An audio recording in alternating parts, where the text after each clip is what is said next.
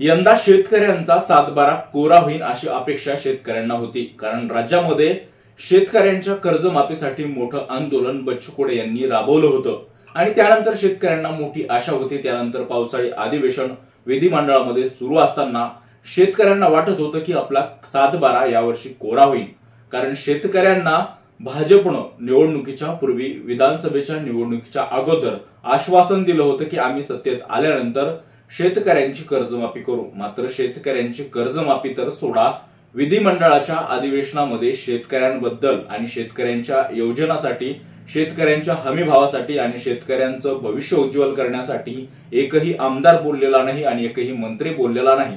मात्र उलट शेतकऱ्यांच्या विरोधात बोलणारे, वक्तव्य बोलणारे मंत्री, जे कृषी मंत्री आहेत, ते जंगली रमी खेळत असताना विधिमंडळामधला तो व्हिडिओ सोशल मीडियामध्ये प्रचंड व्हायरल झाल्यानं पुन्हा एकदा संताप व्यक्त केला जात आहे। हेच ते मंत्री आहेत की शेतकऱ्यांना 1 रुपयामध्ये पीक विमा का द्यायचा, भिकारी सुद्धा 1 रुपया घेत नाहीत। शेतकऱ्यांची कर्जमाफी का करायची, शेतकरी लग्न समारंभ मोठ्या थाटात करतात, कर्ज थकीत करतात, त्यांना कशासाठी कर्जमाफी द्यायची। त्याचबरोबर कृषी खातं हे अजितदादांनी आमच्याकडे दिलं, मात्र ते वसाडगावची पाटीलकी आहे, असं हे वक्तव्य करणारे कृषी मंत्री कोकाटे पुन्हा एकदा या जंगली रमीच्या गेम खेळत असताना त्यांचा व्हिडिओ जो सोशल मीडियावरती व्हायरल झाला त्यामुळे चर्चेमध्ये आलेले आहेत। नेमकं विधिमंडळामध्ये नेमका काय प्रकार घडला आणि त्यानंतर त्यांनी जे स्टेटमेंट दिलेलं आहे की त्या ठिकाणी ॲडव्हर्टाइज झालेली होती आणि तो कोणीतरी डाउनलोड केलेला ऍप होता आणि त्यामुळे ते सगळं चित्र दिसून आलं, तेवढाच व्हिडिओ का काढला, संपूर्ण व्हिडिओ का काढला नाही, असं त्यांचं स्टेटमेंट आहे।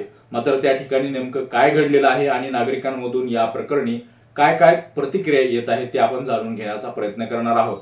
ऑनलाईन गेमने ग्रामीण भागात पार वाटोळे करून टाकले असताना आता खुद राज्याचे कृषी मंत्रीच जंगली रमी खेळत बसले आहेत आणि तेही कुठे, तर थेट विधिमंडळामध्ये।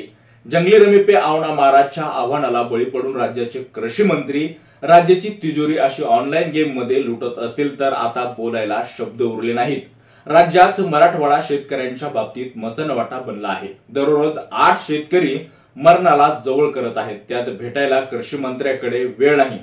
कृषी कर्जमाफीबाबत कृषी मंत्र्याकडे पैसे नाहीत, त्यांना रमीसाठी मात्र वेळही आहे आणि पैसाही आहे।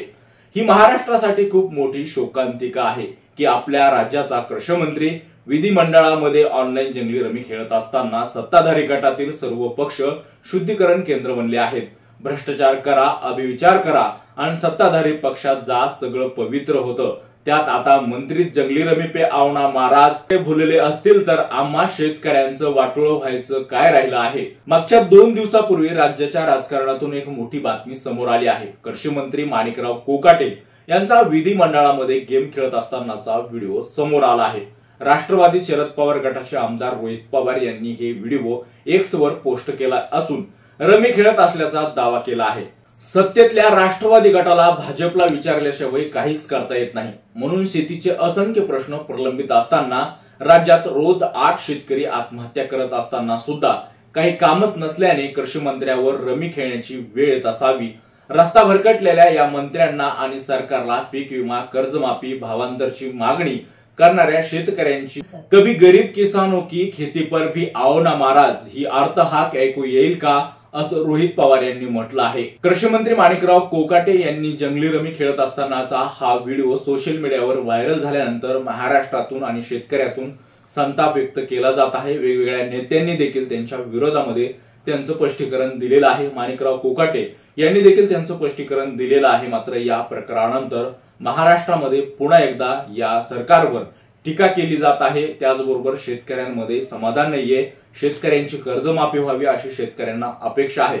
या माणिकराव कोकाटे यांच्या या प्रकाराबाबत आपल्याला काय वाटतंय आमच्या कमेंट बॉक्समध्ये नक्की व्यक्त व्हा। असेच नवनवीन व्हिडिओ आणि ताजे अपडेट जाणून घेण्यासाठी आमच्या चॅनलला शेअर, लाईक, सबस्क्राईब नक्की करा। धन्यवाद।